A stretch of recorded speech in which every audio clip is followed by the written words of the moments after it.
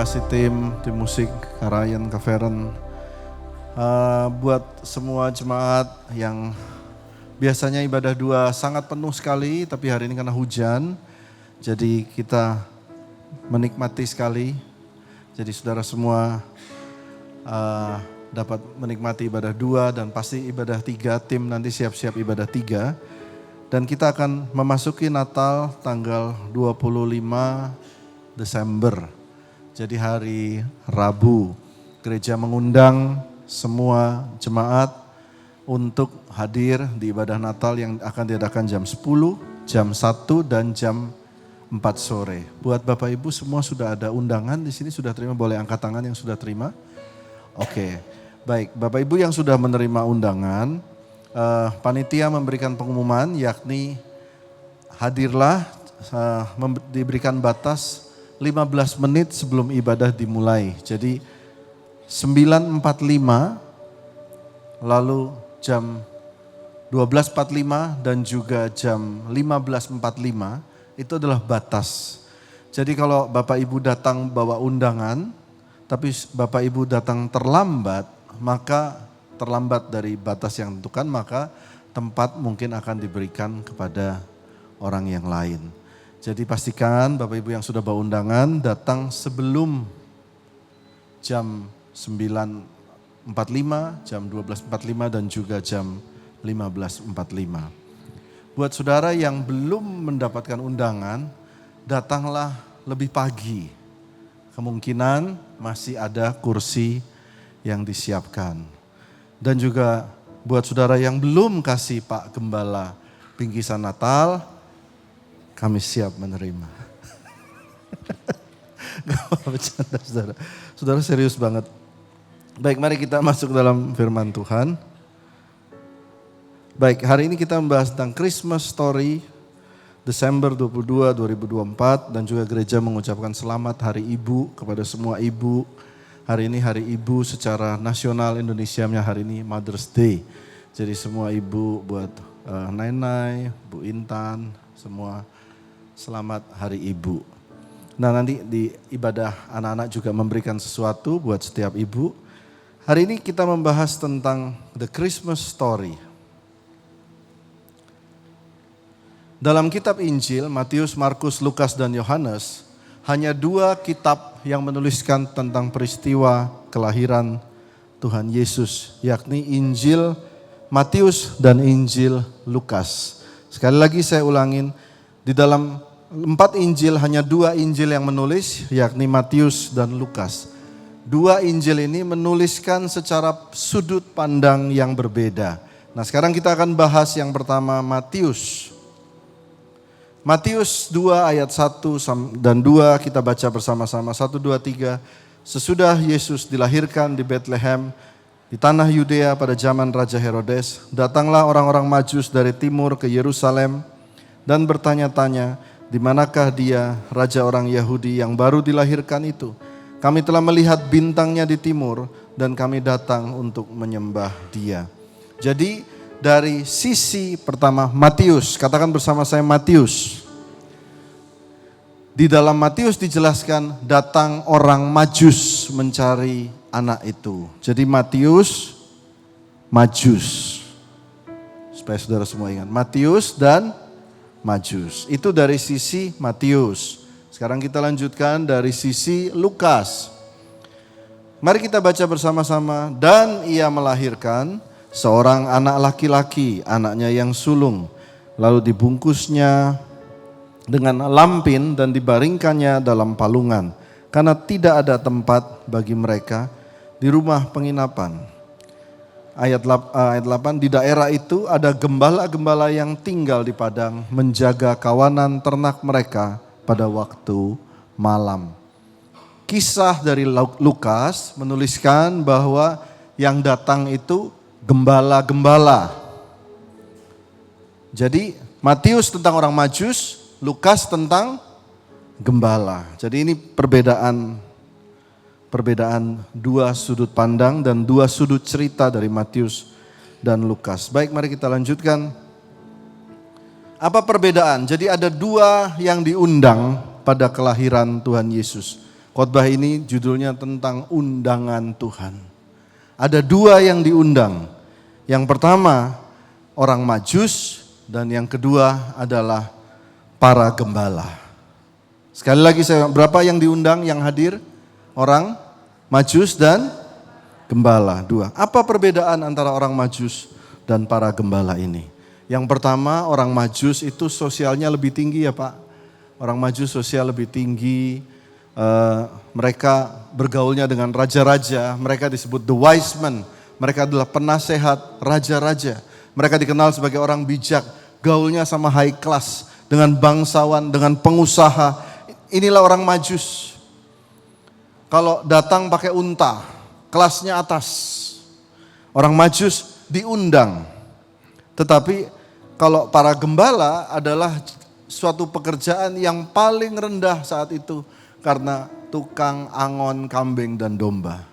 Satu waktu gereja kita beberapa tahun yang lalu, karena gereja belum belum ada karpetnya dan sebagainya. Waktu itu saudara ingat gereja kita nggak undang artis, kita coba pakai domba. Ada yang ingat? Ya, ada beberapa yang ingat, beberapa yang ngantuk karena hujan. Jadi datang kita panggil domba sama gembala, kita sewa dari tukang kambing dan kambing-kambingnya benar naik di sini. Dan semua panitia berkata bahwa ini bau sekali. Betul ya? Bau, betul-betul bau, bahkan waktu mereka masuk juga bau. Termasuk tukang angon kambingnya juga bau. Jadi bau. Jabatan yang sangat rendah dan tidak ada orang yang mau. Tapi undangan yang kedua datang kepada orang-orang yang sangat berada di sosial yang paling rendah. Jadi ada sosial orang Majus, sosial gembala, dua-duanya diundang. Katakan luar biasa Tuhan. Ya, jadi jangan oh Pak, saya kan orang kecil, gereja kan tempatnya orang-orang, enggak. Gereja itu undang semua. Terus yang kedua, apalagi yang berbeda? Bahasa. Orang-orang Majus ini adalah ahli bintang, dikatakan ahli bintang. Secara ilmiah mereka menghitung pergerakan bintang dengan matematika. Jadi mereka memiliki bahasanya itu bahasa ilmiah, bahasa perbintangan, bahasa menghitung waktu-waktu matahari, menghitung waktu-waktu bulan dan sebagainya. Kapan pasang, kapan ini, mereka hitungan matematika secara luar biasa. Dan dalam bahasa mereka yang sedemikian tinggi itu, mereka menemukan Tuhan. Dan lewat bahasa mereka, satu titik mereka merasa, aduh kita diundang sama Tuhan ke tempat di Bethlehem. Hebat ya, Tuhan memakai bahasa matematika, memakai bahasa bintang untuk mengundang para ilmuwan yang ilmiah juga. Tetapi para gembala, mereka pakai bahasa gembala. Para gembala ini diundang oleh malaikat. Saudara tadi saya bacakan buat saudara di kitab Lukas. Ditulis malaikat yang terang benderang, yang terbang-terbang di langit itu. Berkata kepada para gembala, engkau akan bertemu seorang bayi yang dibalut dengan kain lampin. Pertama, kain lampin itu apa? Kain lampin itu adalah sejenis kain, perhatikan di sini, yang dipakai untuk menarik kaki bayi domba keluar daripada rahim mamak dombanya. Setelah itu kain yang buat narik kakinya itu dibungkuskan kepada domba tersebut. Lalu dikatakan engkau akan bertemu dengan bayi ini dengan kain lampin. Itu bahasa, mungkin bahasa sekarangnya pakai aja celemek. Malaikat loh pakai bahasa celemek ya. Bu Edla, Pak Winsu. Malaikat pakai bahasa lampin. Dan yang kedua, dia memakai bayi ini akan ditaruh dalam sebuah palungan. Palungan itu bukan tempat tidur yang mewah, tetapi tempat makan hewan. Dan bahasa aslinya adalah, sorry saya ngomong, tempat makan anjing. Tempat makan piaraan. Dan malaikat memakai bahasa itu, lampin, palungan, untuk mengundang orang-orang sederhana ini. Tuhan memakai bahasa yang tinggi untuk mengundang orang-orang yang bahasa matematika. Tuhan juga memakai bahasa sederhana untuk mengundang para gembala. Hebat ya? Hebat gak Tuhan itu? Saudara semua yang hadir di tempat ini, sorry saya ngomong. Bukan sebuah kebetulan Tuhan memakai bahasamu masing-masing. Entah lewat pergumulan kah, entah lewat keluarga kah, entah somehow, entah lewat mungkin kekayaan yang berlimpah kah, entah kekosongan, memakai bahasa hatimu masing-masing dan mengundang engkau hari ini duduk di sini. Hebat ya, dia pakai bahasa masing-masing kita. Saudara lihat di Indonesia ada gereja yang gembalanya ahli filosof.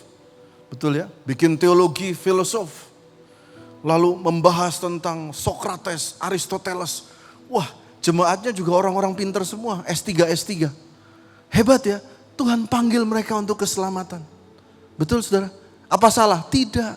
Ada juga Tuhan pakai gembala, melayani pemulung. Gembalanya tatoan loh Pak. Gembalanya tatoan, hidupnya berantakan, tapi gembala ini punya hati untuk menolong orang-orang yang susah. Tuhan juga pakai dengan bahasa itu. Tuhan bisa pakai kita semua. Katakan amin. Hebat ya. Berikan tepuk tangan buat Tuhan Yesus. Dia pakai bahasa saudara karena dia mengasihi kita semua. Amin saudara. Ingat saudara waktu di upper room. Ingat ya, waktu di upper room. Datang semua orang dari berbagai bangsa. Dan dikatakan Tuhan, orang-orang itu berbahasa lidah. Kata lidah berpakai dengan berbagai, lidah itu artinya berbagai bahasa. Ada bahasa Arab, bahasa Meksiko, bahasa Israel. Semua masing-masing diundang Tuhan. Wow. Kita lihat lagi lanjut. Apa perbedaan dua undangan ini? Yang satu bawa emas, kemenyan dan mur, orang Majus. Jadi saudara harus tahu di sini disebut emas, kemenyan, mur. Berapa persembahannya? 3. Orangnya bukan 3. Alkitab tidak mencatat 3 orang, tetapi 3 jenis persembahan. Berapa jumlah orangnya saya nggak tahu. Nggak ada yang foto waktu itu. Jadi emas, kemenyan dan mur, mereka mempersembahkan sesuatu yang berharga buat Tuhan. Karena itu saya kemarin waktu minggu lalu di ibadah 3 saya sampaikan, itulah sebabnya panitia Natal ini Pak Ketua Natal tuh yang tadi jadi WL. Pak Ketua Natal pernah berkeluh kesah, katanya Pak ini kalau Natal kok kita harus mengumpulkan dana sebegian besar, ini sewa LED, bahkan nanti kalau saudara datang tanggal 25 ada semua dapat makan. Semua kasih tepuk tangan Pak Ketua. Semua jemaat dikasih makan.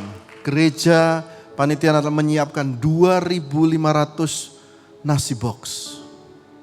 Saya berharap sisa 12 bakul Pak Ketua. Sisa 12 bakul, biar saya sampai akhir tahun tiap hari makan McDonald. Kenapa Yesus yang lahir kita yang harus mahal?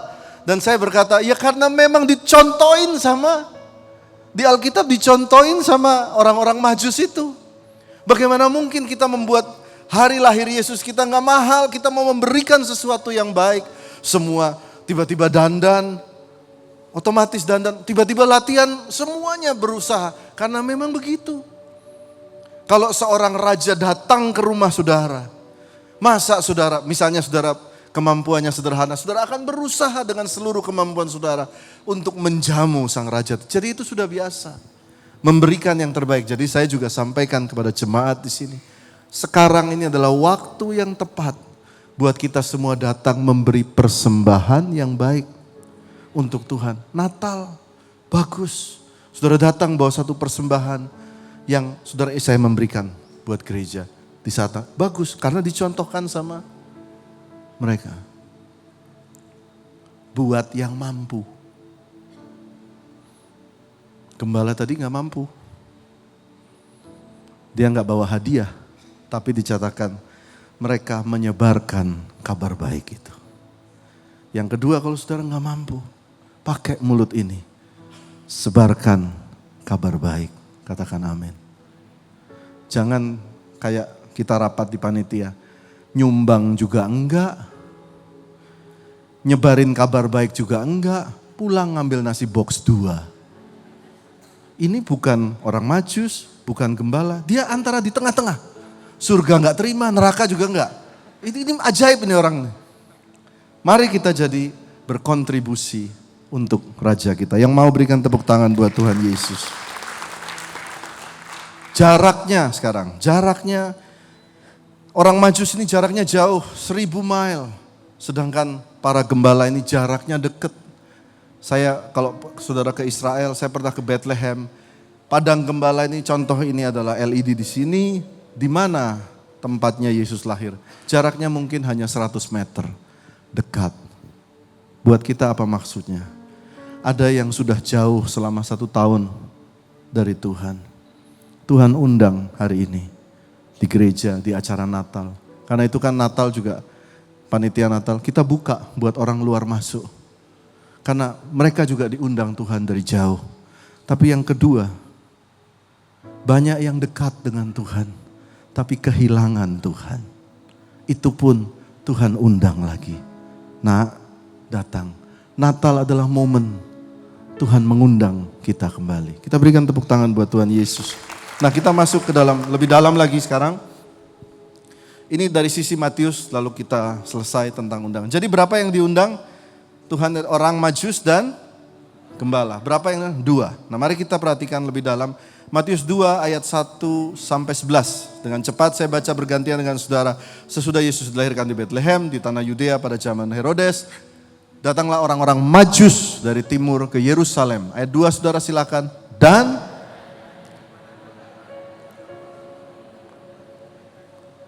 kami telah melihat bintangnya di timur dan kami datang untuk menyembah dia.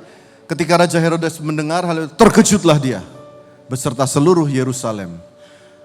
Maka dikumpulkannya semua imam dan ahli Taurat bangsa Yahudi. Lalu diminta Raja Herodes keterangan di mana Mesias akan dilahirkan. Ayat 5 mereka berkata kepadanya, di Bethlehem, tanah Yudea. Karena demikian tertulis di kitab Nabi. Ayat 6 saudara, dan engkau Bethlehem, tanah Yehuda, engkau sekali-kali bukanlah yang terkecil di antara mereka. Yang memerintah Yehuda, karena daripada mula akan bangkit seorang pemimpin yang akan menggembalakan umatku Israel. Lalu ayat 7 giliran saya. Lalu dengan diam-diam Herodes memanggil orang-orang Majus itu. Dengan teliti bertanya kepada mereka, bila mana bintang itu nampak. Ayat 8. Kemudian ia menyuruh mereka ke Bethlehem, katanya, pergi dan selidikilah dengan seksama hal-hal mengenai anak itu. Dan segera sesudah kamu menemukan dia, kabarkanlah kepadaku supaya aku datang menyembah dia.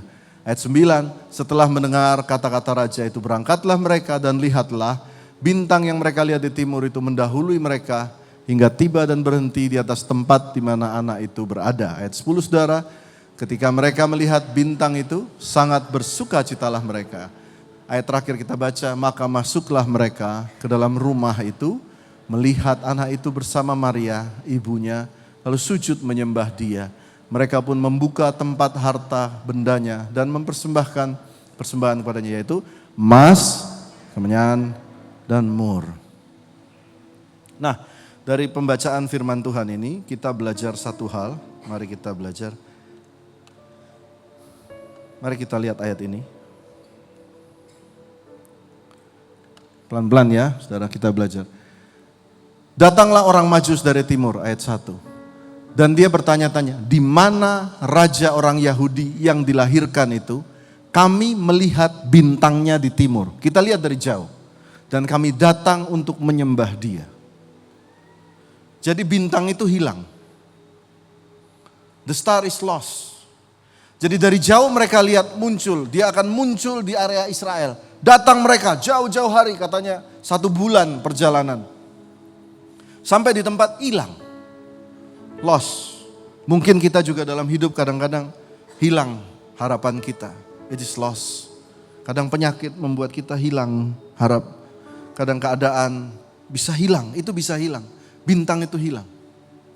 Tapi karena dia hilang, maka orang-orang Majus ini pergi ke istana Herodes.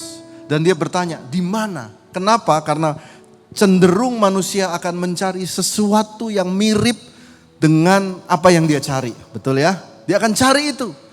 Raja ya pasti di istana. Maka mereka datang ke istana Herodes. Dan ditanya, di mana? Dan kaget. Herodes ini kaget. Lalu dia berkata begini, di manakah dia? Lalu di ayat selanjutnya, maka dikumpulkannya oleh Herodes, ketahuan di Bethlehem. Lalu pelan-pelan kita dengan diam-diam Herodes memanggil orang Majus, dia tanya, kapan bintang itu nampak? Kemudian ia menyuruh mereka ke Bethlehem. Mari baca bersama saya, katanya, pergi dan selidikilah dengan seksama hal-hal mengenai anak itu. Segera sudah kamu menemukan dia, kabarkanlah kepadaku supaya aku pun datang menyembah dia. Ayat 9, setelah mendengar kata-kata raja itu, berangkatlah mereka. Dan lihatlah, kata dan lihatlah, bintang itu muncul lagi. Tuh, biar semangat saya. Saudara, jadi berarti mungkinkah ya, kata bunga gala matahari, mungkinkah bintang itu sengaja hilang supaya menuntun orang Majus ini ke Herodes. Waktu disampaikan ada raja yang akan lahir. Lalu kata ayat 8 ini, baca bersama saya bagian yang B. Kabarkanlah kepadaku, kata Herodes, supaya aku pun datang menyembah dia. Saya ulangin lagi, mari baca bersama saya. Kabarkanlah kepadaku, kata Herodes, supaya aku pun datang menyembah dia.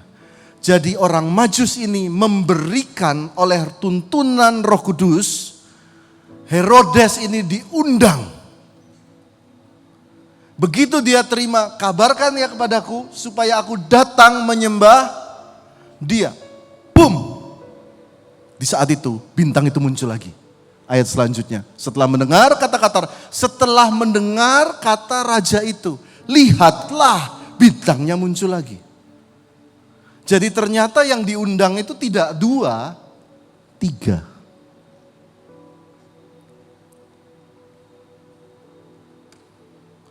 Orang Majus, Raja Herodes, specifically Raja Herodes, dan gembala. 3 karakter. The Magi, penunjuk jalan, Raja, gembala. Saya ulangin lagi, penunjuk jalan, raja dan gembala. 3 karakter diundang. Hah Pak, Raja Herodes diundang? Enggak salah Pak, bukankah dia raja yang jahat yang membunuh? Betul, karena dia tukar pikiran. Setelah dia bilang aku mau datang menyembah dia, dia berpikir, nanti saya akan begini nanti. Oh, tapi mari dengar dulu cerita ini. Raja Herodes disebut Herod the Great. Ini orang pinter sekali. Dia keturunan orang Edom, agak separuh orang Arab. Dia punya bapak itu dekat dengan Julius Caesar, Raja Romawi. Sehingga waktu dia berkuasa, dia mendapat dukungan dari Raja Julius Caesar. Ini orang koneksinya hebat banget. Otaknya brilian sekali. Kalau saudara ke Israel, saudara akan dapatkan ada 4 jenis perangko, ya. Saudara lihat ada 4 jenis perangko. 4 jenis perangko ini ditulis Herod the Great, arsitek karya Herodes. Yang pertama pelabuhan yang hebat. Yang kedua ada benteng Masada, benteng di atas bukit melihat musuh dari jauh, mewah sekali. Lalu ada Herodion. Herodion itu gunung buatan manusia, bukan gunung biasa alami, tidak, gunung buatan manusia. Di atasnya tinggal dia istana raja. Mewah sekali. Lalu ada Jerusalem. Herod Building Projects. Apa yang dibangun Herodes yang begitu hebat? Ini yang dibangun. Bait Allah kedua.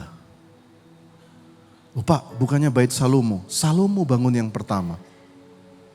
Nehemia bangun dengan batu dan kayu bait Allah itu. Tapi yang menyempurnakan 70% disalut dengan emas, diberikan batu permata, diperlebar ke kanan dan kiri, megah sekali. Herodes.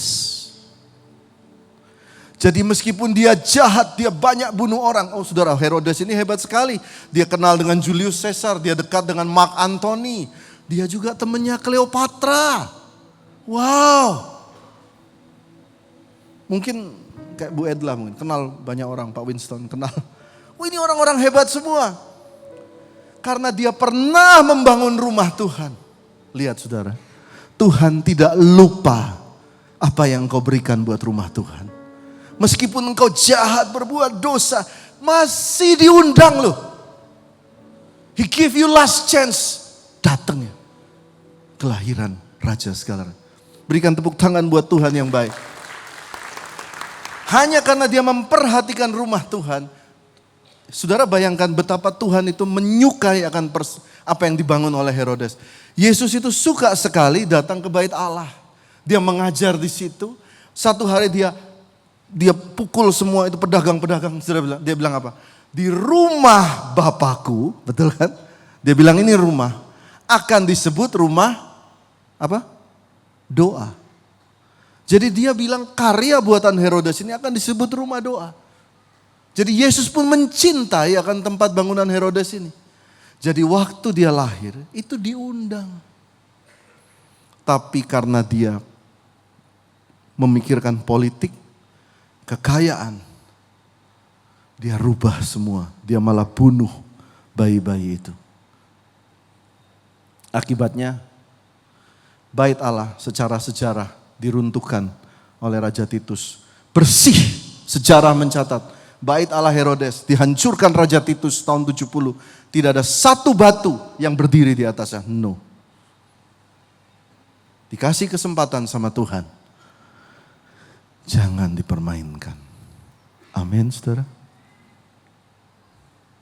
Saudara lihat, ada berapa jadi yang diundang? Mari bersama-sama. Yang pertama orang Majus.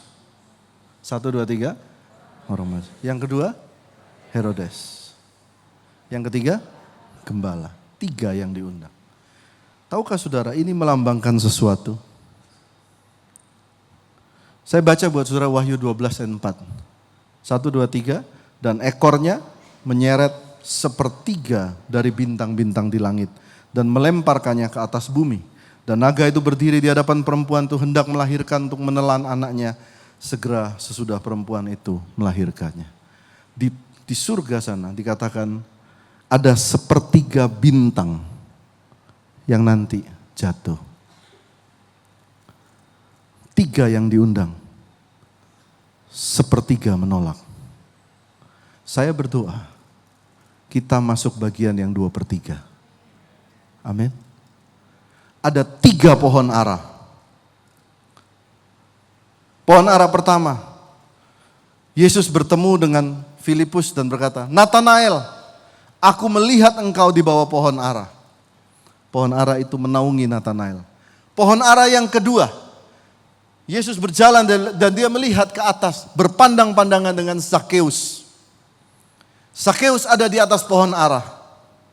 Dan kata, Zakheus turunlah aku mau makan di rumahmu. 2 pohon ara ya. Pohon ara yang ketiga, Yesus datang mau ambil buah pohon ara. Tidak ada buahnya. Yesus marah enggak? Dia kutuk itu pohon ara. Pohon ara pertama mau dipakai untuk jadi tudungannya Nathanael. Pohon ara kedua standby untuk Zakheus. Pohon ara ketiga menolak. Sepertiga menolak. Hari ini saudara, ada undangan buat semua daripada kita. Apakah Anda seorang raja, Anda seorang gembala, Anda seorang majus, semua Tuhan undang. Jangan ditolak. Katakan amin. Kita melihat 3 karakter Tuhan Yesus. Yesus. Inilah gambar gembala, saya undang teman-teman pemusik, saya udah selesai. Ini adalah gembala. Itu saudara lihat ada kambing dombanya. Ini gembala yang dipanggil ke Bethlehem. Tapi tahukah 3 karakter orang yang tadi datang ke tempat Yesus juga melambangkan Tuhan Yesus? Apa kata Yesus? Mari kita baca 1, 2, 3.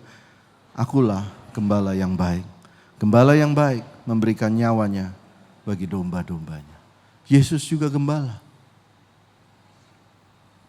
Orang Majus, penunjuk jalan, penasehat. Dia berjalan mencari.